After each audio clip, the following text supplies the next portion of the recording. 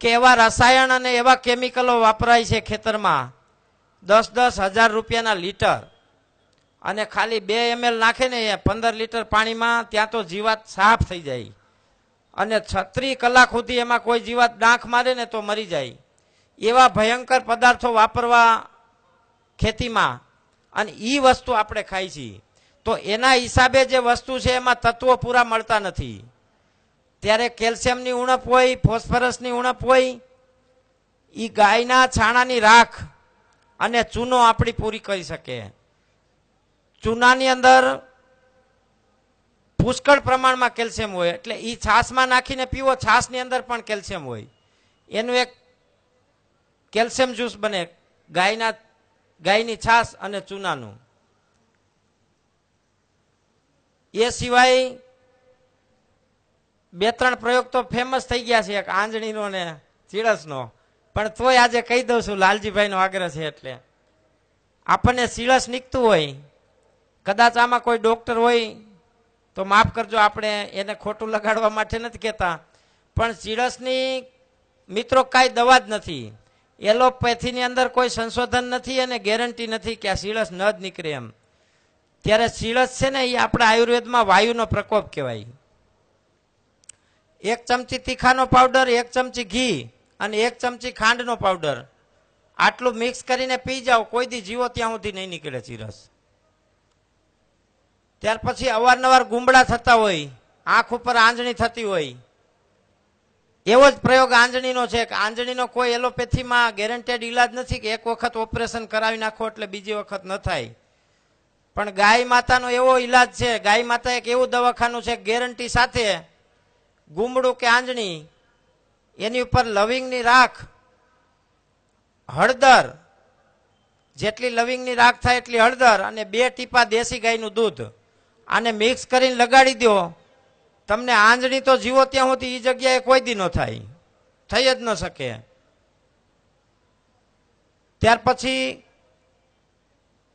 કાયમી શરીરમાં નબળાઈ રહેતી હોય, ઝીણો ઝીણો કફ રહેતો હોય, શરદીનું વાતાવરણ રહેતું હોય, દેશી ગાયના દહીંમાં સવારે 1 ચમચી હળદર નાખીને પીવો, બીજે ત્રીજે દિવસે શરીરમાં કફની પ્રકૃતિ અંદરથી જ બંધ થઈ જશે.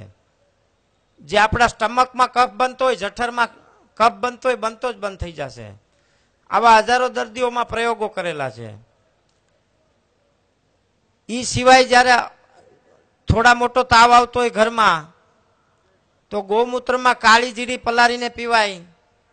મેલેરિયા તાવ હોય તો ગૌમૂત્રમાં ગળો પલાળીને પીવાય. કમળાની અસર હોય ત્યારે ગૌમૂત્રમાં હળદર નાખીને પીવાય.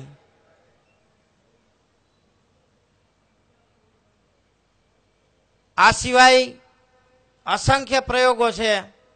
ગાયના દૂધમાં હળદર નાખીને મોઢે ચોપડે એટલે બહેનોને ઓલી ટ્યુબ ચોપડવી પડે ને, ન ચોપડવી પડે, રૂપાળા થવાની. અઠવાડિયામાં મોઢું થઈ જાય અરીસા જેવું.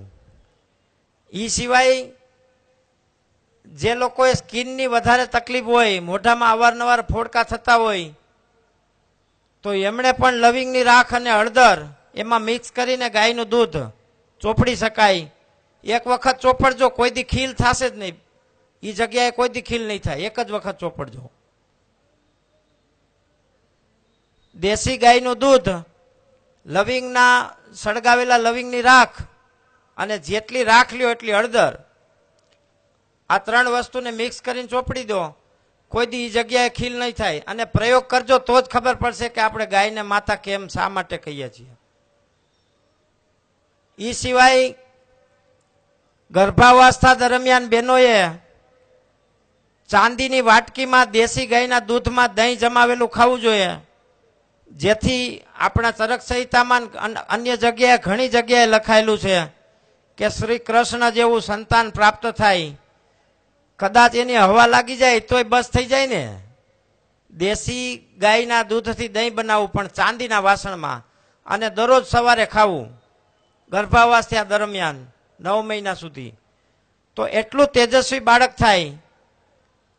ત્યાર પછી બાળકને ઠંડીના સમયમાં જ્યોતિ સ્મૃતિ ઘૃત, જ્યોતિસ્મૃતિ એટલે આપણે માલકાંગણી, આમાં ગઈઠા માણા ઓળખતા છે ઘણા માલકાંગણીને, અને ભણેલા હોય નેટમાં સર્ચ કરજો ગૂગલમાં માલકાંગણી એટલે હું. ત્રિકાળ જ્ઞાની થવાની દવા છે માલકાંગણી. જ્યોતિસ્મૃતિ ઘૃતનો પ્રયોગ કરી શકાય. બાળકોને પતાસામાં આપવાનું, દરરોજ એક એક ટીપું વધારતું જવાનું 25 દિવસ સુધી. 25 દિવસ પછી એક એક ટીપું ઘટાડતું જવાનું.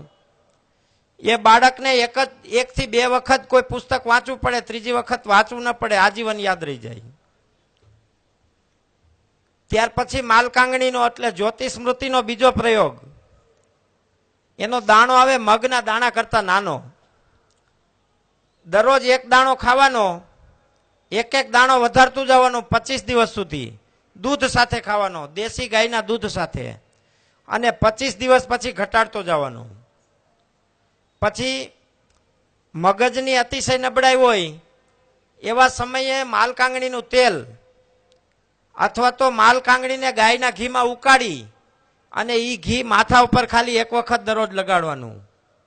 માનસિક નબળાઈ હોય, મગજની સ્થિરતા ન હોય, અથવા તો ગાંડ પણ જેને કહેવાય, આ જ્યોતિસ્મૃતિનો પ્રયોગ મંદબુદ્ધિના બાળકોમાં ખાસ કરવો જોઈએ.